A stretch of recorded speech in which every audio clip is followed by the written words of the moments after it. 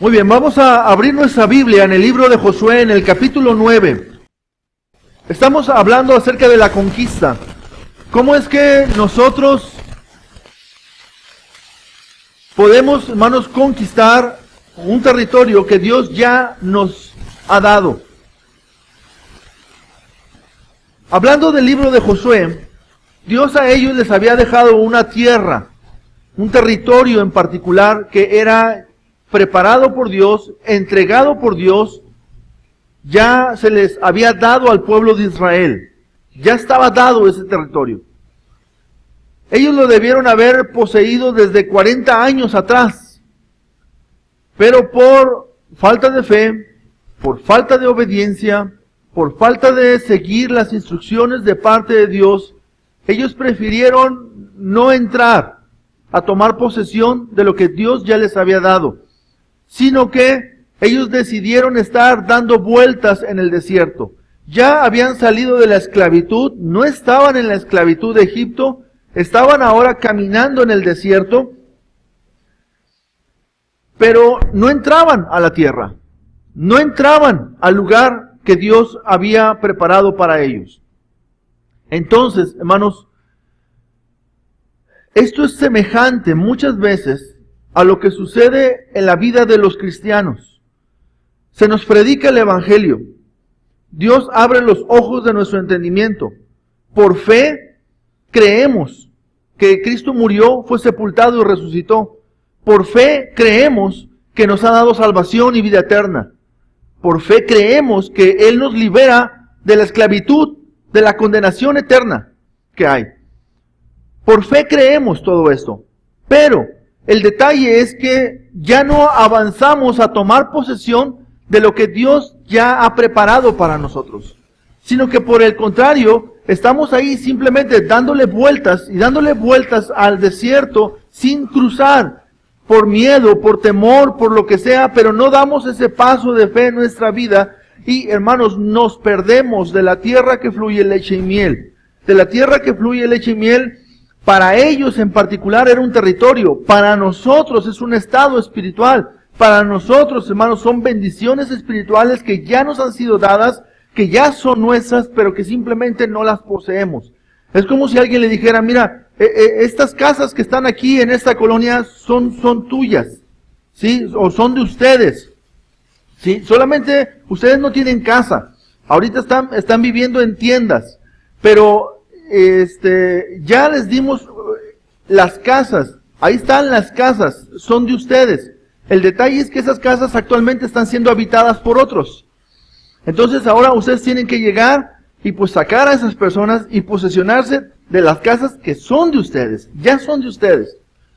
Pero ustedes cuando se asoman y se acercan o mandan espías a ver cómo están las casas, se dan cuenta que en las casas hay gente, pero pues bien grande, bien fortachones, bien dotados, y usted dice, no, está bien, yo puedo seguir viviendo otros cuantos años más aquí en tiendas en el desierto, en lugar de ir y tomar los territorios que ya fueron destinados para usted. No solamente las tiendas, no solamente las casas, sino también la tierra para sembrar, la tierra para labrar, la tierra donde puedan pastar sus ganados, sus posesiones. Entonces, Dios se lo ha dado, pero usted dice, no. Pero Dios también le ha dicho a usted, ve, tómalo, porque yo voy a estar contigo. Y nadie te va a poder hacer frente. Y usted dice, ok, está bien, voy. Pero cuando usted entra, pues el miedo le embarga, ¿verdad?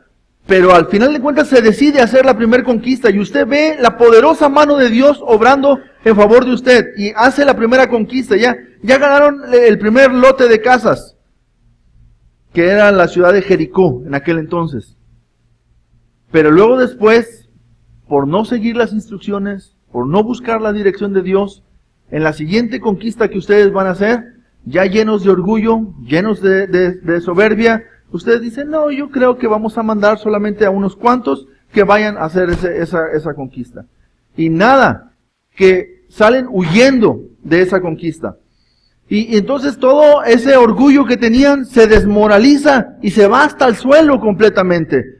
Y entonces empiezan a clamar a Dios y a llorar y decir, Señor, ¿qué pasa? Tú dijiste que nos ibas a dar todo. Y resulta que Dios le dice, es que hay pecado. Y una de las instrucciones que yo les di es que para poder ustedes conquistar, es necesario que ustedes se santifiquen. Que ustedes sean santificados. Es decir, que quiten el pecado de sus vidas. Porque el que les va a dar la victoria soy yo. Pero yo no participo con el pecado. Así que santifíquense y el Señor va a hacer maravillas entre vosotros. Ok, ellos se santifican, ellos se apartan del pecado y ahora sí conquistan esa segunda ciudad, la ciudad de Ai. Pero ahora viene la tercera conquista que ellos deben hacer. Y hermanos, pareciera que la historia se repite. Después de una gran victoria, hay una derrota. Y luego después Dios te vuelve a dar la victoria y tú dices, bueno, ahora no me vuelve a pasar lo mismo de la anterior. No, pero el diablo es astuto y el diablo ya tiene preparada otra estrategia diferente que ya no va a ser la misma. No creas que va a ser la misma estrategia, ahora es otra.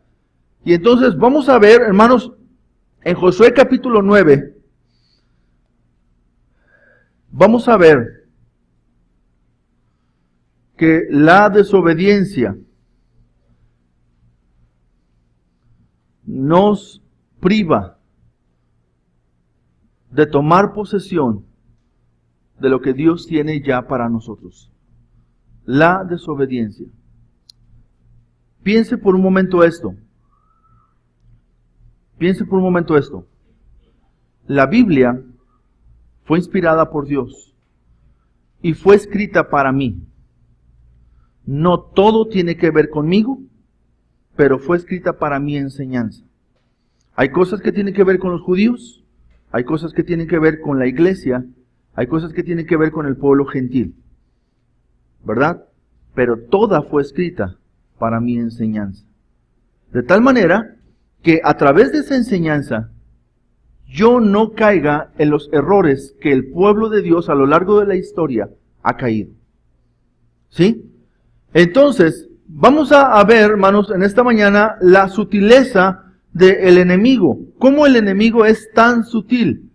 ¿Cómo el enemigo, hermanos, no necesita ponerse una armadura para declararte la guerra?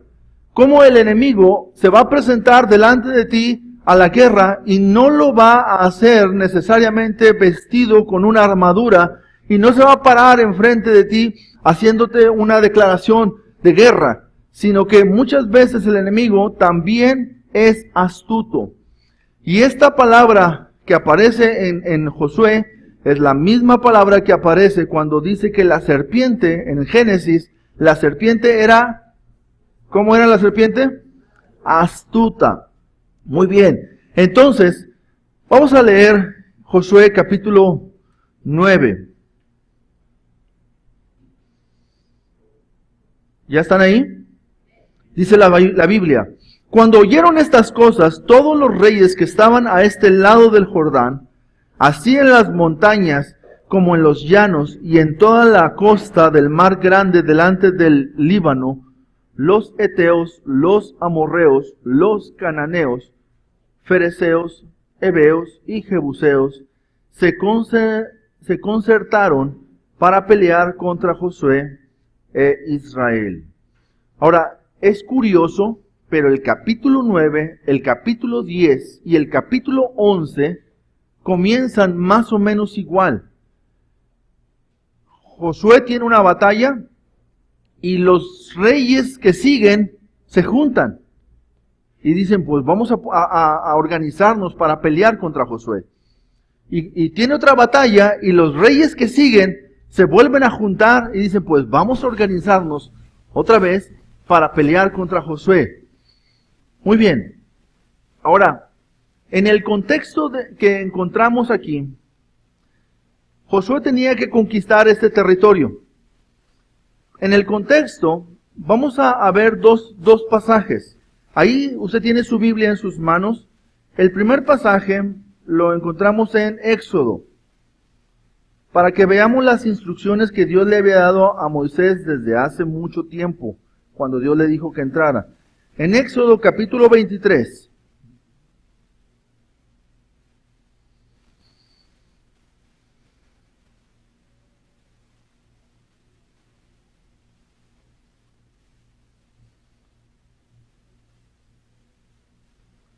¿ya está Éxodo 23? En el versículo 30 dice, poco a poco los echaré de delante de ti, hasta que te multipliques y tomes posesión de la tierra.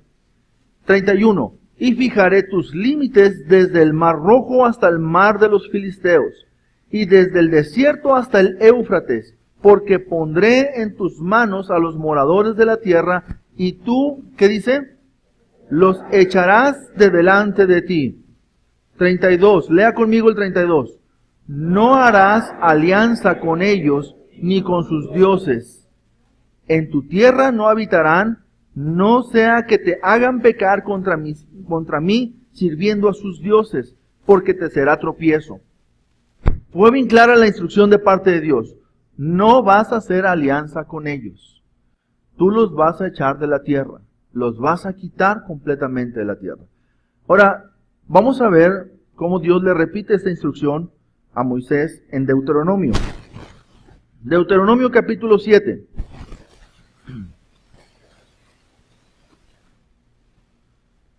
¿Sí? Y la instrucción de parte de Dios, bien clara, lo vemos en todo el capítulo 7. Pero voy a tratar de enfatizar algunas cosas. La primera cosa que quiero enfatizar es que Dios les dice, los destruirás del todo. No dice destruirás una parte. ¿Qué dice Dios? Destruirás del todo. Capítulo 7, versículos 1 y 2. Dice, cuando Jehová tu Dios te haya introducido en la tierra en la cual entrarás para tomarla, y hayas echado de delante de ti a muchas naciones, al Eteo, al Gergeseo, al Amorreo, al Cananeo, al Fereceo, al Ebeo y al Jebuseo, 7 naciones mayores y más poderosas que tú, y Jehová tu Dios las haya entregado delante de ti y las hayas derrotado, las destruirás del todo. No harás con ellas alianza, ni tendrás de ellas misericordia. Primera instrucción que Dios le da, le dice, mira, las vas a destruir del todo. La segunda, allí mismo en el versículo 2, no harás con ellas alianza, o sea, no te pones de acuerdo con ellos, ¿sí? Bajo ninguna circunstancia. La tercera, no tendrás de ellas misericordia, ¿sí? La cuarta, en los versículos del 3 al 4, no emparentarás con ellas.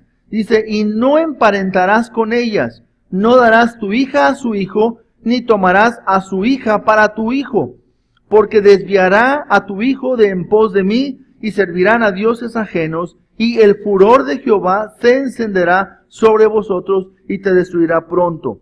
Y también les dice, derribará sus ídolos, versículo 5, mas así habéis de hacer con ellos, sus altares destruiréis, y quebraréis sus estatuas, y destruiréis sus imágenes de acera, y quemaréis sus esculturas en el fuego.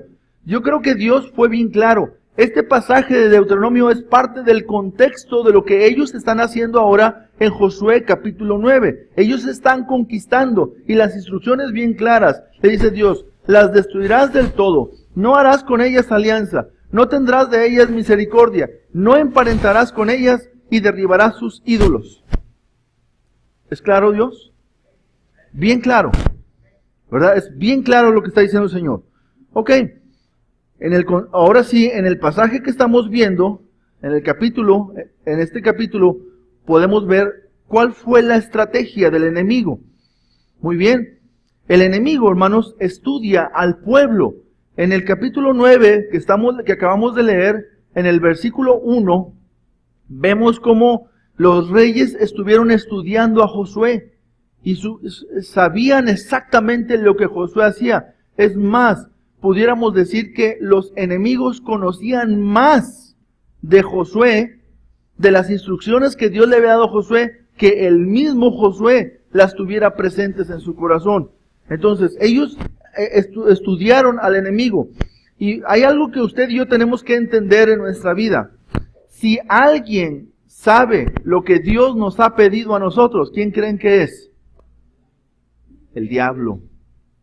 El enemigo sabe exactamente lo que Dios nos ha pedido. Y el enemigo, lo que él anhela y lo que él desea, lo que él está enfocado, es que usted y yo no hagamos la voluntad de Dios. Que usted y yo no cumplamos los deseos de Dios. Porque el diablo sabe que cuando nosotros hacemos la voluntad de Dios, Dios se lleva la gloria. Pero también el enemigo sabe que cuando usted y yo hacemos la voluntad de Dios, usted y yo somos bendecidos de parte de Dios. Y el enemigo ha venido a destruir, ha venido a matar, ha venido a robar toda aquella bendición que Dios tiene preparada para nosotros. Entonces, vemos aquí que el enemigo estudia. El enemigo también, hermanos, usa astucia. Aquí vamos a seguir leyendo en el versículo 3. Josué 9, versículo 3.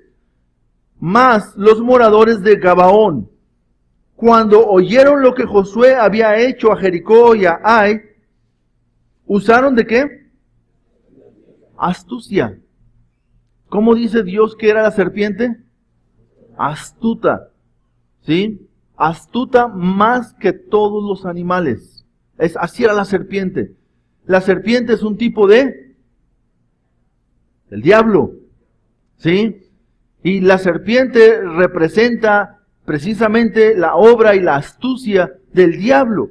Y vemos aquí que dice que los gabaonitas usaron de astucia, pues fueron y se fingieron embajadores y tomaron sacos viejos sobre sus asnos y cueros viejos de vino, rotos y remendados.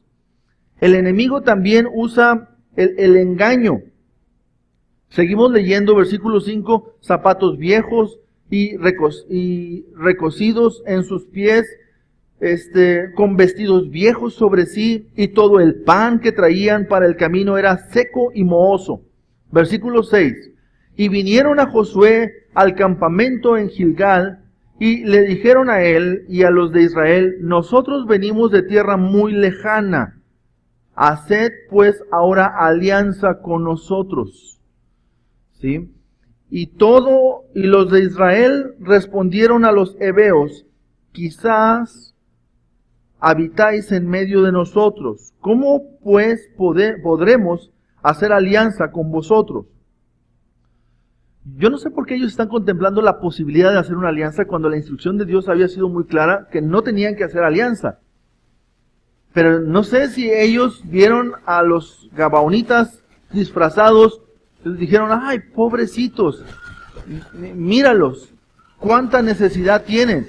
Seguramente por la apariencia que nos reflejan en el exterior, seguramente sí ha de ser un pueblo, una tribu que viene de muy lejos, ¿verdad? A lo mejor ellos se tentaron ahí en su corazón y no pusieron atención a lo que Dios les había dicho.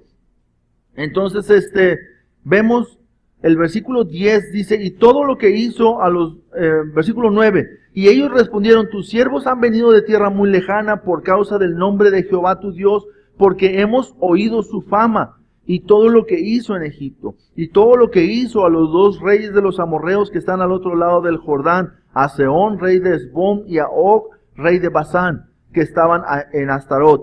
Por lo cual nosotros, o nuestros ancianos, y todos los moradores de nuestra tierra nos dijeron, tomad en vuestras manos provisión para el camino, e id al encuentro de ellos, y decirles, nosotros somos vuestros siervos, haced ahora alianza con nosotros. Nuestro pan lo tomamos caliente de nuestras casas para el camino, el día que salimos para venir a vosotros, y helo aquí, ahora ya seco y mohoso. Estos cueros de vino también los llenamos nuevos. Helos aquí, ya rotos. También estos nuestros vestidos y nuestros zapatos están ya viejos a causa de lo muy largo del camino. Entonces, vemos aquí el engaño. ¿Sí? ¿Cuál es la estrategia del enemigo? Hace astucia. El enemigo dice, muy bien, si estos son siervos de Dios, y van a pelear, y si ellos obedecen a Dios, entonces Dios va a pelear por ellos. Y si yo me enfrento contra ellos, no los voy a poder vencer porque no hay quien pueda vencer a Dios. ¿Verdad? Entonces dice, vamos a usar de astucia. No necesitamos ponernos una armadura para que ellos nos detecten como que vamos a pelear. Pero vamos a lograr una cosa, que ellos no lleguen a poseer nuestro territorio, que no nos destruyan, que no nos saquen de la tierra, sino que nos ayuden a vivir en medio de ellos. El diablo es muy astuto. Usted y yo tenemos que entender también en nuestra vida cristiana que si Dios nos ha pedido que hagamos su voluntad, usted y yo necesitamos ser muy claros en hacer la voluntad de Dios, porque el diablo es astuto y va a buscar la forma. Hermanos, el diablo no va a venir a presentarse y decir, mira, aquí estoy, soy un gran pecado. ¿Qué te parece si ofendemos a Dios cometiendo este gran pecado? ¿Usted cree que el diablo se va a presentar de esa manera? No, el diablo se va a presentar disfrazado. Siempre disfrazado. No se va a presentar como la gente cree que lo conoce. La gente dice, no, el diablo debe ser un ser grotesco, un ser que da miedo. Pues no, el diablo se viste. El diablo se viste como ángel de luz, dice la palabra. Y entonces el diablo llega con esa astucia tratando de robar las bendiciones. Porque ¿cuál era la instrucción de Dios para el pueblo? Ve y conquista. Pero ellos dijeron, nosotros no nos vamos a dejar conquistar. Vamos a tratar de fingir para a ver si los hacemos caer. Y bueno, esa fue la estrategia de parte del enemigo. En este mismo capítulo podemos ver también cuál fue la decisión que el pueblo tomó. Y vemos, hermanos, que el pueblo atiende precisamente al engaño. Y usted dice, ¿qué le pasa al pueblo de Israel? ¿Por qué son tan cabezones? ¿Por qué no entienden? Después de una y otra vez que Dios les enseña a ellos que deben seguir las instrucciones que Dios les dio, ¿por qué se olvidan de las instrucciones? ¿Por qué abandonan la palabra de Dios? ¿Por qué dejan de hacer lo que Dios les ha dicho? Hermano, no se admire. El pueblo de Israel es solamente un reflejo, hermanos, en la historia que ha sido dejado ahí para que usted y yo entendamos que los cristianos nos comportamos muchas veces igual que el pueblo de Dios, del pueblo de Israel. Nosotros somos también el pueblo de Dios. Usted y yo tenemos que entender que esto que le pasaba a ellos no es una novela para que nosotros veamos y digamos, sí, pobrecito Israel, siempre le pasaba lo mismo, por cabezones, por duros de entender. No, usted tiene que entender que esas mismas historias que le pasaban a ellos son historias que nos suceden también a nosotros hoy en día. Porque nosotros, hermanos, tendemos a abandonar los principios establecidos por Dios, las reglas que Dios ha dejado en su palabra para que usted y yo gocemos de las bendiciones que Él tiene preparadas para nosotros. El diablo quiere robarle las bendiciones. Entonces no se deje engañar. No caiga en la astucia del enemigo. Entonces, en el versículo 14 de esta historia, dice, y los hombres de Israel tomaron de las provisiones de ellos, ¿y qué más?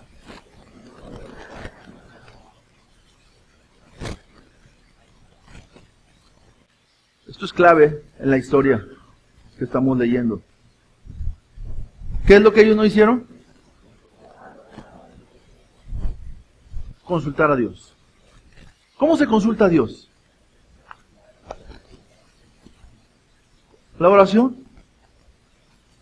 ¿Qué tan costosa es la oración? Pudiera alguien decir, híjole, yo no oré porque no tenía recursos para orar. La verdad, no oré porque pues usted sabe lo que cuesta una oración. Y pues no todo mundo, a lo mejor nada más los ricos pueden orar. ¿Así es? No. Ellos podían haber consultado a Dios en ese momento. ¿Y por qué no lo hicieron? Hermanos, por lo mismo que nosotros no oramos. ¿Sí? Por flojera, por pereza, por falta de fe, por falta de amor a Dios. por deseos de agradar a Dios. Por la misma razón por la que ellos no consultaron a Dios, por las mismas razones nosotros en este tiempo tampoco oramos a Dios como deberíamos de hacerlo. Usted imagínese que llegan estos vestidos, estos gabaonitas disfrazados, como si vinieran de un pueblo muy lejano. Llegan ahí con Josué y le dicen: Josué, ten piedad de nosotros, quisiéramos hacer alianza con ustedes. Somos muy pobrecitos, miren de dónde venimos, mira cómo están nuestros zapatos y nuestra ropa. Y póngale usted que Josué era de carne como nosotros y también siente, y que también tuviera esas emociones y sentimientos y que dijera: híjole, sí, la verdad es que me dan mucha tristeza a ustedes, pero permítanme tantito, no les pasa nada si ustedes me esperan aquí tantito, déjenme, voy a preguntarle a Dios, a ver qué me dice Dios. Que Josué hubiera dicho: miren aquí, esténse aquí tantito, ¿verdad? Y que fuera con Dios, le dijera: Señor, acaban de llegar unos señores que dicen que vienen de lejos, que por la apariencia, Señor, yo puedo pensar que sí han de venir de lejos, pero Señor, tú que sabes todas las cosas, tú que eres un Dios todopoderoso, tú que eres soberano y eterno, Dios, ¿me pudieras decir qué decisión tomo con ellos? ¿Qué le diría a Dios? ¿Qué dice Deuteronomio capítulo 7? ¿Qué dice Josué, Deuteronomio? Pues sí, Señor, sí sé lo que dice Deuteronomio, pero Señor, este es un caso especial. Este es un caso diferente. ¿Cómo se tratan los casos diferentes? Con Deuteronomio 7, Josué. Con Deuteronomio 7. ¿Qué te dijo Moisés? ¿Qué te dejó escrito Moisés ahí en Deuteronomio 7? Eso es lo que tienes que hacer. Pero Señor, es que ellos vienen de lejos. No, que no te engañen. Ellos no vienen de lejos. Ellos viven aquí a 3 cuadras. Nada más que son astutos. Yo sé todas las cosas. Y Dios le hubiera abierto los ojos a Josué. Y Josué hubiera entendido que simplemente ese era un engaño.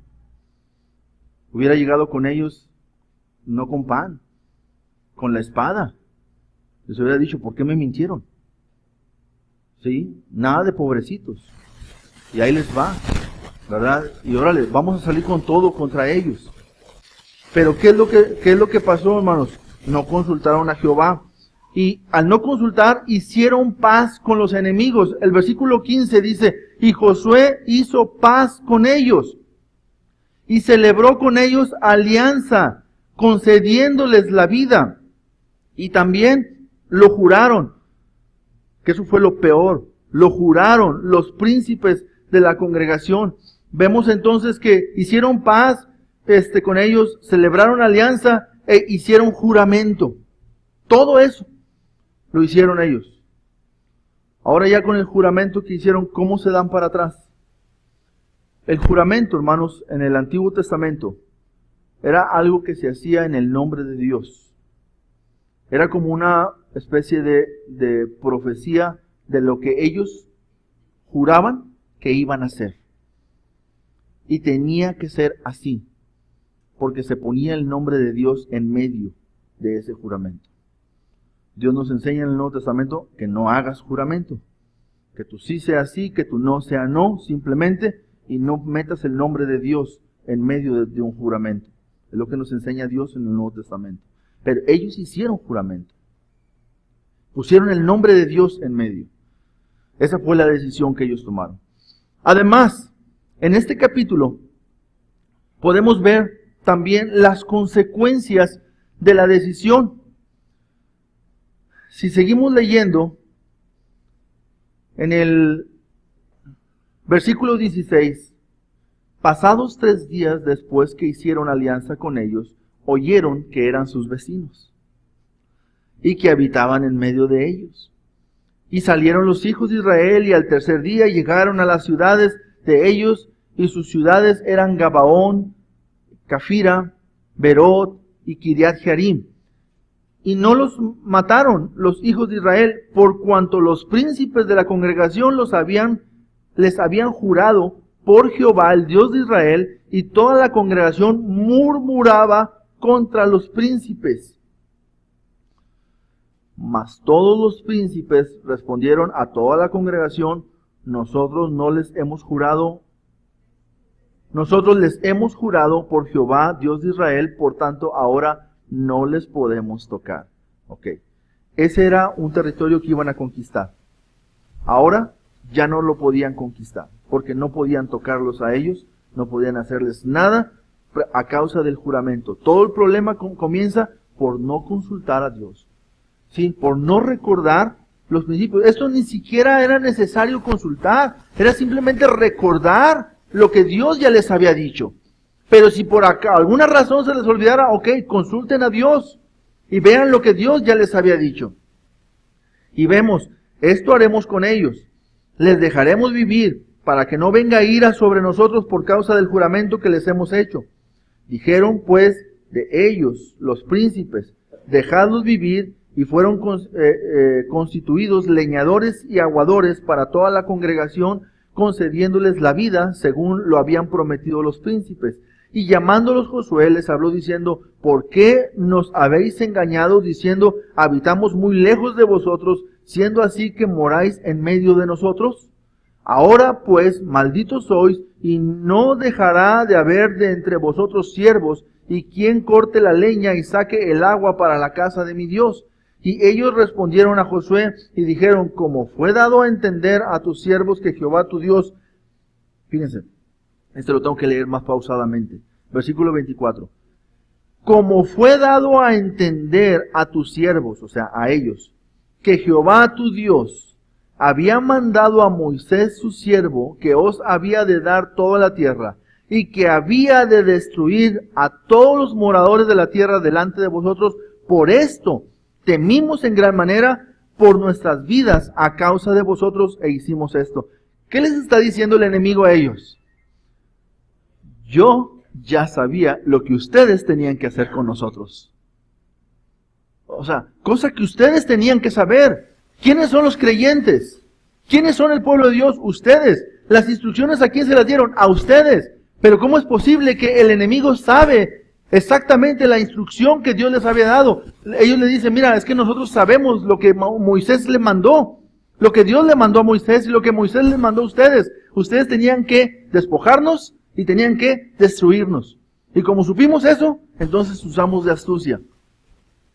Hermanos, ¿por qué insistimos a la iglesia sobre la necesidad de tener una comunión diaria con Dios?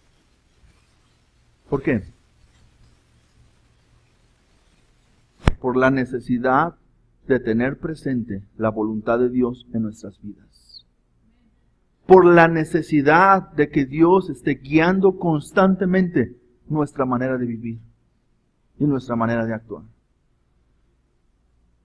Pero hermanos, se nos olvida, nos parece gravoso, ¿sí? Nos parece, y mucha gente se resiste a tener un tiempo con Dios. ¿Por qué? ¿Por qué? Es lo más seguro. Es la bendición más grande. Poder tener esa comunión con nuestro Padre. Hermanos, necesitamos estar consultando a nuestro Dios. ¿Por qué no dedicar, hermanos, específicamente como la cosa más valiosa de nuestra vida, dedicar un tiempo específico para orar? No religiosamente, no como una tarea, sino como una necesidad de tener una comunión con nuestro Dios.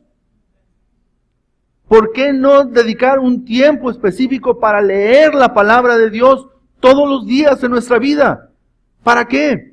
Para que Dios esté guiando, advirtiendo constantemente: aquí hay peligro, aquí hay peligro. Necesitas estar atento a la voz de Dios, porque si no vas a caer y vas a perder lo que yo tenía guardado para ti. Ahora resulta que ese territorio no lo pueden tocar. Era de ellos. Lo perdieron. ¿Cuántas cosas Dios te ha dado y ni siquiera las puedes tocar? ¿Por qué? Por no consultar a Dios. Por no hacer lo que Dios te ha pedido que hagas. Por no seguir las instrucciones que Dios te dio. Por ignorar a Dios. por no tomarlo en cuenta en tu vida.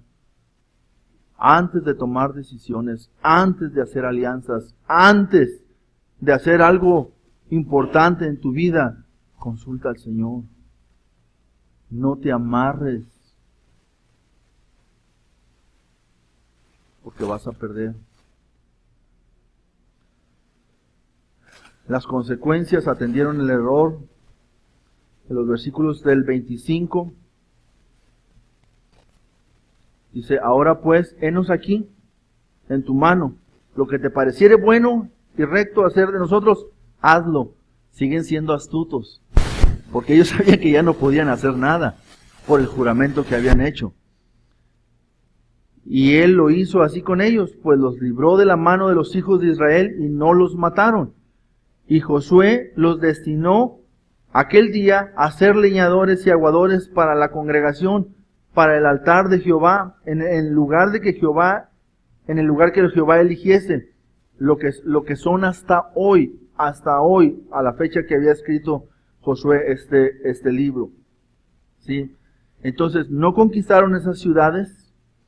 Josué capítulo 12, si usted le da vuelta a su Biblia, en el capítulo 12, en los versículos del 9 al 24, no los vamos a leer, pero da una lista de un recuento de las conquistas que hasta ese momento habían tenido. Y si usted pasa su vista rápidamente del capítulo 12 hasta el versículo 20, del capítulo 12, versículo 9 hasta el 24, usted se va a dar cuenta que Gabaón no está ahí. Este es un inventario. ¿A quiénes hemos conquistado? Aquí está el rey de Jerusalén, el otro rey de Hebrón, el rey de Jarmut, el rey de Laquis, el rey de Eglón, el rey de Geser, el rey de Debir, el rey de Geder, y así se va, todas las ciudades de aquí. Usted busque, ¿está Gabaón ahí? No. ¿Por qué? Por desobedientes. Se perdieron la bendición de conquistar Gabaón. ¿Qué más pasó? El pueblo empezó a murmurar de ellos. ¿Sí? El pueblo pone su confianza en ellos. El pueblo está esperando que ellos tomen decisiones sabias. ¿Sí? Pero no están tomando decisiones sabias. Entonces, el pueblo empieza a murmurar de ellos. ¿Qué más? Atendieron los intereses de ellos. En el capítulo 10, en los versículos 6 y 7 dice: entonces los moradores de Gabaón enviaron a decir a Josué al campamento en Gilgal: no niegues ayuda a tus siervos. Sube prontamente a nosotros para defendernos y ayudarnos, porque todos los reyes de los amorreos que habitan en las montañas se han unido contra nosotros. Y subió Josué de Gilgal, él y todo el pueblo de guerra con él, y todos los hombres valientes. Ahora resulta que Josué está peleando también para defender a Gabaón.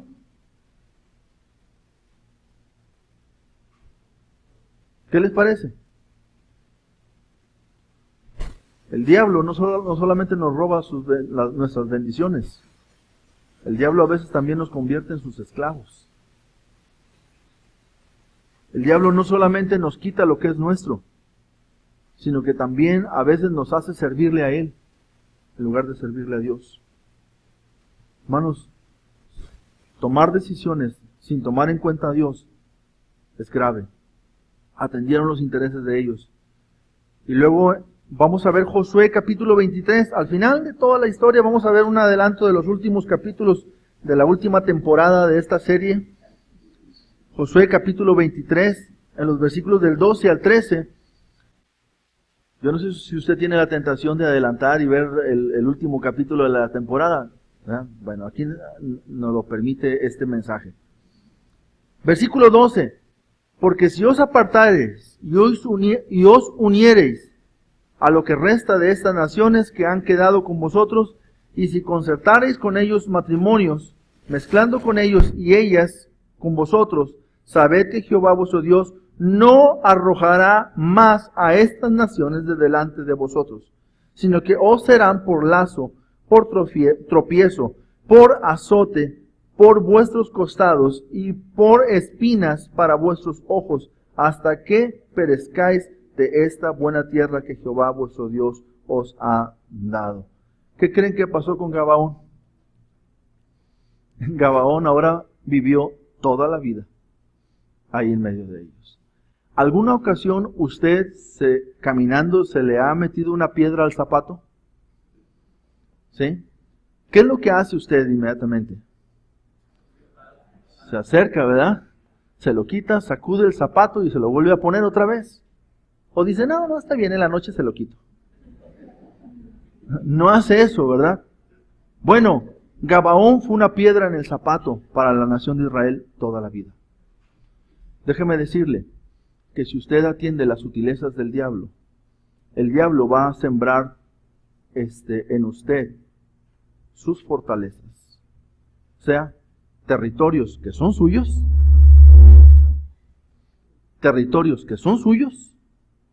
pero que están poseídos por el mismo demonio. Y que usted no los puede tocar, ni puede hacerles nada, porque están establecidos ahí en usted. Ahora, no caiga. Hay muchas maneras en las que Dios podía haberlos librado a ellos, pero ellos tenían que haberse arrepentido, de haberle dicho al Señor, Señor, hicimos mal. Sí, hicimos mal. Porque simplemente, yo prometí que no te iba a matar, pero no prometí que te iba a defender. Así es que cuando vienen los demás reyes contra ti, a ver qué haces, ¿no? Pero fueron ellos a pelear por ellos. Sí, había maneras en las que ellos pudieran deshacerse de esa piedra en el zapato, pero no lo hicieron. Sí, hermanos, en nuestra vida, nosotros también tenemos que entender que el diablo es muy astuto y va a llegar a nosotros.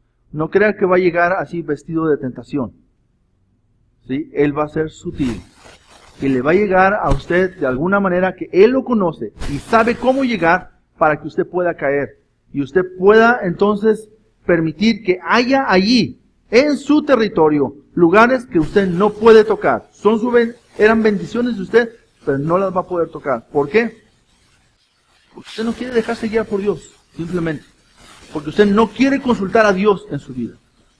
Porque usted no quiere hacer lo que Dios le ha pedido que haga. Simplemente. En conclusión, lo que Jericó no pudo hacer con sus murallas, ni la ciudad de Ai con sus armamentos, los gabaonitas lo consiguieron con engaño. Satanás prueba con una artimaña tras otra para penetrar y lograr su objetivo. Nótese que casi siempre después de una victoria Satanás empieza con sus sutiles ataques. Fue después de la victoria de Jericó que fueron derrotados por Ai. Después de la victoria de Ai que fueron engañados por los gabaonitas. ¿Para qué Dios nos deja estas historias ahí? ¿Para que usted y yo tengamos algo que leer? ¿Para que nos entretengamos con algunas historias de lo que sucedió en la historia antigua? No. Romanos nos dice que las cosas que se escribieron antes, para nuestra enseñanza, se escribieron. ¿Qué podemos aprender usted y yo en esta mañana acerca de esta historia? Una, que el día que usted aceptó a Jesús como el Señor de su vida, todas las bendiciones espirituales le fueron dadas de parte de Dios. Y usted tiene la oportunidad de gozar de toda esa bendición espiritual. Por ejemplo, Efesios nos dice, ¿para qué fuimos predestinados? Para alabanza de la gloria de su gracia. Para que andemos en santidad nosotros, los que estamos en Cristo Jesús. ¿Sí? Para que disfrutemos, hermanos, de esas bendiciones. Pero, si usted y yo decidimos no tomar en cuenta a Dios en nuestra vida, ¿sabe? Esas bendiciones que son nuestras no las vamos a disfrutar. La santidad, hermanos, trae victorias. Y Dios, en Efesios capítulo 1, dice que usted y yo fuimos predestinados para que fuésemos santos y sin mancha delante de Él en amor. ¿Verdad? ¿Qué trae la santidad a nuestra vida? Victoria. ¿Qué trae la santidad a nuestra vida? Que la mano de Dios pelea por nosotros, nuestras batallas. ¿Qué trae la santidad a nuestras vidas, hermanos? que la presencia de Dios mora en nosotros, con nosotros, y nos guía de todas nuestras angustias y todas nuestras tribulaciones. La santidad, hermanos, es necesaria en nosotros para obtener las victorias sobre lo que ya nos fue dado y entregado por Dios. ¿Qué tenemos que hacer ahora? Hermanos, necesitamos tener una comunión con Dios fuerte. Necesitamos tener una comunión con Dios constante. Necesitamos decidir entregarle nuestra vida a Cristo y vivir de acuerdo a la entrega que le hemos hecho a Él. Necesitamos aprender a consultar a Dios en nuestras vidas. En todas las decisiones que usted y yo tomamos, cualquier decisión que usted tome, simplemente, si usted toma la decisión con quién se va a casar, los jóvenes, con quién se va a casar, usted puede decir, bueno, es que esa es una decisión muy personal. Sí, es una decisión muy personal, pero usted le pertenece a Cristo. Así es que Dios le ha dejado a usted las instrucciones de cómo tomar esas decisiones importantes. ¿Por qué? Usted dice, pues sí, es muy personal. Pues sí, pero entonces tú vas a sufrir el resto de tu vida la decisión que tú has tomado. ¿Por qué? Dios te permite tomar tus propias decisiones. Pero también te dice que tú vas a vivir con el resultado de las decisiones que tú has tomado. Sea para bendición o sea para desgracia. Pero tú simplemente vas a cosechar el resultado de tus propias decisiones. Es que yo quiero tomar mis decisiones. Adelante, tome sus decisiones y no consulte a Dios. Haga lo que usted quiera. Pero las consecuencias no se las va a librar. ¿Sí? Las consecuencias no se las va a librar. ¿Por qué? Porque usted ha decidido no tomar en cuenta a Dios en su vida. Si usted dice, ¿dónde voy a trabajar? Su decisión. Usted escoge dónde va a trabajar. ¿Sí?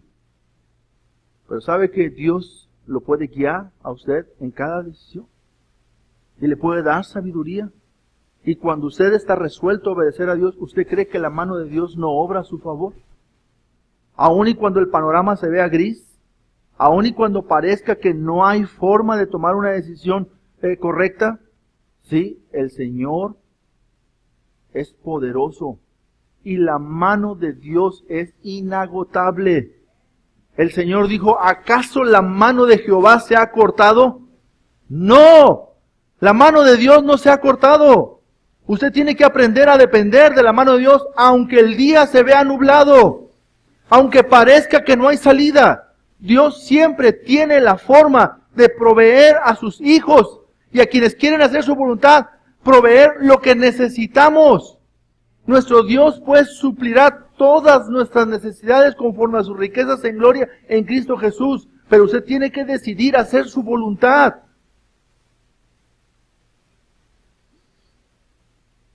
El orgullo en nuestra vida. Los seres humanos somos por naturaleza orgullosos.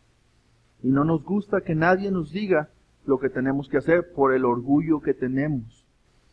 Pero Dios dice que si se humillaren mi pueblo, sobre el cual mi nombre es invocado, y oraren y buscaren mi rostro, entonces yo oiré de los cielos. ¿Sí? Yo perdonaré sus pecados, dice Dios. Y yo sanaré su tierra, dice Dios. Hermanos, humillémonos delante de Dios. Seamos humildes y digámosle a Dios, Dios, ¿qué hago? ¿Qué decisión tomo? Usted dice, no, pues es que eso ya se lo dije. ¿Y qué te dijo Dios? Pues no sé, no me esperé a ver la respuesta de parte de Dios, yo ya tomé mi propia decisión. Es que eso no es consultar a Dios. Consultar a Dios es, Señor, ¿qué hago? Y esperar que Dios responda, que Dios dé respuesta, hermanos, a las peticiones que le hemos hecho. Hay decisiones muy importantes en nuestra vida, muy importantes. Usted tiene que consultar a Dios en todas las decisiones. ¿Se acuerdan cuando Moisés estaba frente al mar? ¿Sí? Estaba el mar enfrente y venían los enemigos detrás de Moisés con todo su ejército. Y llegan algunos líderes del pueblo y le dicen, Moisés, no hay salida. Vamos a nombrar a un capitán y nos vamos a regresar. Y Moisés le dijo, no, estad quietos y ved la salvación que Jehová hará de vosotros. Porque estos egipcios que ahora veis, no los vas a volver a ver nunca. Ahora, ¿de dónde sacó Moisés esas palabras, hermanos? De su fe y de su confianza en el Señor.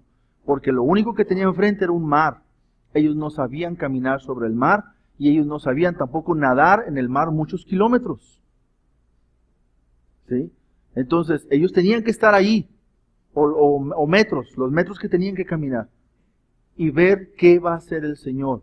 Pero a nosotros nos falta la paciencia para aprender a esperar lo que Dios va a hacer. Nos falta paciencia porque queremos que Dios responda en el momento que yo quiero.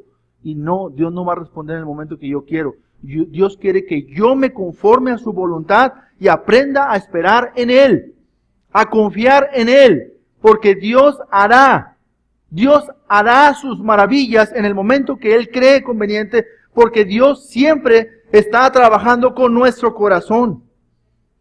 Pero aprendamos a esperar. Dios es todopoderoso. Y lo que menos nos imaginamos que va a hacer, es lo que Dios va a hacer. ¿Por qué? Porque Él es todopoderoso. Y si Él ha dicho que va a estar con nosotros, Dios va a estar con nosotros. Y si Él ha dicho que Él va a suplir, Dios va a suplir. Si Dios ha dicho que no he visto un justo desamparado y su simiente que mendigue pan, hermano, si usted anda conforme a la justicia de Dios, usted no va a mendigar pan. Esa es la promesa de parte del Señor. ¿Por qué? Porque Dios es fiel. Pero usted y yo tenemos que aprender a esperar en el Señor y a confiar en Dios. Porque hay tantas cosas, hermanos, tantas bendiciones preparadas por Dios para sus hijos, que nos las perdemos por andar en el pecado. Que nos las perdemos por no tomar en cuenta a Dios en nuestra vida. Que nos lo perdemos por falta de fe en nuestro corazón. ¿Qué vamos a hacer, hermanos? Nuestro Dios es real. Usted y yo estamos en la iglesia porque creemos en Dios, no porque somos religiosos. Estamos en la iglesia porque creemos que hay un Dios que es la cabeza de esta iglesia. Y estamos en la iglesia porque sabemos que Dios habla en la iglesia y edifica a la iglesia a través de su palabra. Estamos a la iglesia porque Dios nos ha mandado que nos congreguemos en la iglesia. Por eso estamos aquí. No somos religiosos de domingo. Creemos en un Dios vivo y verdadero. Por eso estamos aquí. Pero ahora, hermanos, hay que vivir el lunes y el martes y el miércoles y el jueves y el viernes y el sábado confiando en Dios. Confiando en lo que Dios ha dicho. Por eso, agarre su Biblia. Léala. Todos los días. Todos los días. Lea la palabra de Dios. Todos los días. Ore. Todos los días. De esa lectura que usted tuvo, pregúntese, ¿qué es esa parte que resalta que Dios me está diciendo a mí? Y medite en ello. Tráigalo en su memoria, en su mente. Piénselo. Y dígale, Señor, ¿qué me estás mostrando en este pasaje? Y muchas veces sucede que algo que voy a vivir en el día de hoy o en el día de mañana tiene mucho que ver con lo que Dios está guiando a nuestras vidas. A veces con las predicaciones, o a veces también con el estudio, o a veces con la lectura devocional que estamos teniendo. Por eso es importante que la iglesia tenga comunión con Cristo. ¿Amén?